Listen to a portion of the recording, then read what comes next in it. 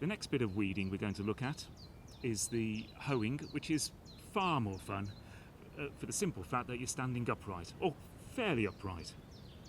And we've got a bed here which was sown a week or two ago, and what has worked very nicely is a clear reason why you sow things in rows with those marker sticks and string lines, because you can actually see very clearly where the crop is and where the weeds are, and that's why we're now able to do the hoeing very easily.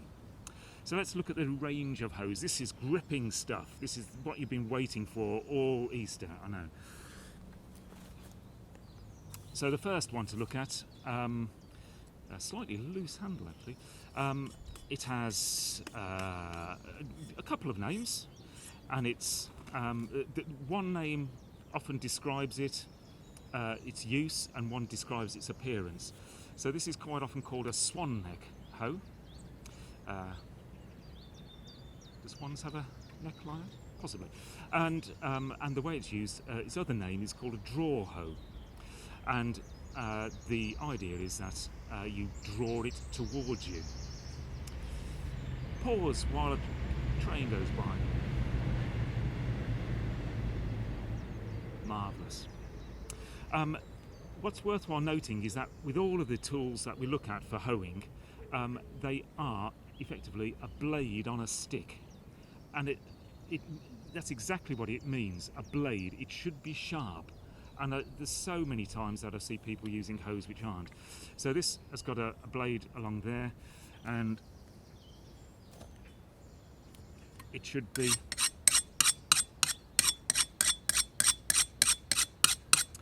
you should be sharpening the blade of your hoe probably every few minutes while you're using it. Keep the stone in your back pocket perhaps. Okay, so it's a draw hoe, you draw it towards you, and that means it's an action like that. Well, I find it very difficult to use this on really small weeds. It's more of a chopping thing, and especially when you're told how to use it, which is with your thumbs pointing upwards. If you've got your thumbs pointing upwards on the handle, what it means is you stand upwards, and then you use it like that. Little weeds, like I say, I have a bit of a problem with it. I find it better on clumps of grass. The point is that with my thumbs up, it's making me stand upright. If you have your thumbs down, like that, then you're instantly bent over, and that's a disadvantage. My problem again with this tool is not only is it a bit wobbly, but the handle isn't long enough. So I tend to still use it as a chopping thing. There's a bramble here, so yeah, so I'll still use it, but mainly for more chopping. Next hoe.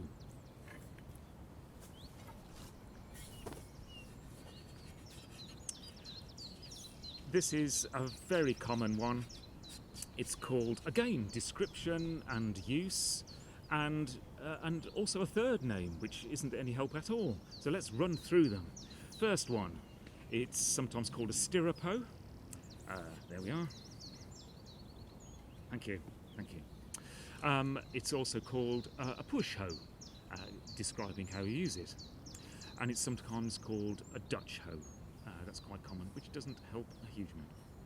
Now the key thing with this one is the angle of the blade and the handle.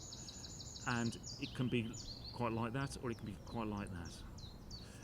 You need to have it to suit yourself, because how it's used is you put the blade flat on the ground, like that, then lift it up very slightly and push, a push hoe. Again, it's sharp, that has been sharpened, and it works beautifully. Incidentally, this is perfect hoeing weather. The surface is dry. That's a fairly key thing. When it's wet, sometimes the weeds drag out and then re-root in again. But this is cutting the heads off. Yes, off with their heads. So this angle thing, when it's at its the correct angle for me anyway at the moment, and using it in that right position, the handle is a little bit low, suggesting I would benefit from it being a slightly steeper angle of the blade and the handle. So you've got to try them out. Don't just buy one and think that's going to be the one. So it needs to be there. My hand's right at the end to be able to use it well. Okay. Anyway, it's still a great one to use. Next hoe.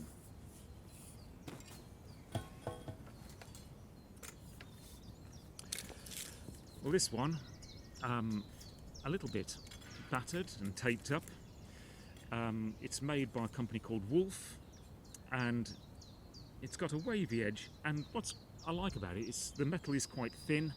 You don't actually have to sharpen it because it stays relatively sharp all by itself, because the metal is that quite fine thickness.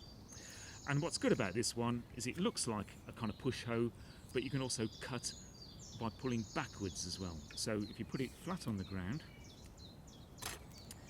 and when you push it forwards, I'm just going to move back a little bit, you lift it up slightly like we did before, pushing, and then if you want to reach out a little bit further out here, and then lower it, and then pull back.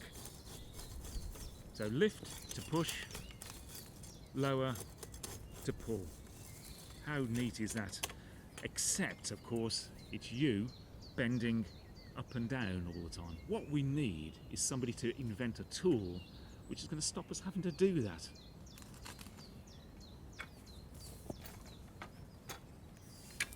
Ta-da! Here it is. This is called an oscillating hoe, and it does exactly that.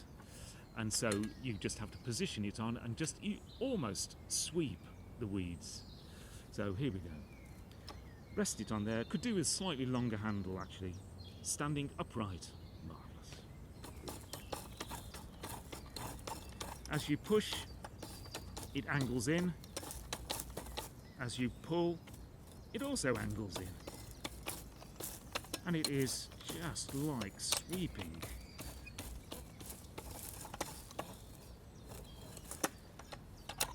Goes through quite thick things. There's a bramble there.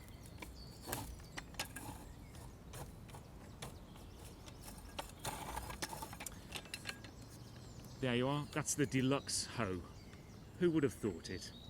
It's actually relatively expensive, £20–30 for the head, but it's worth every penny.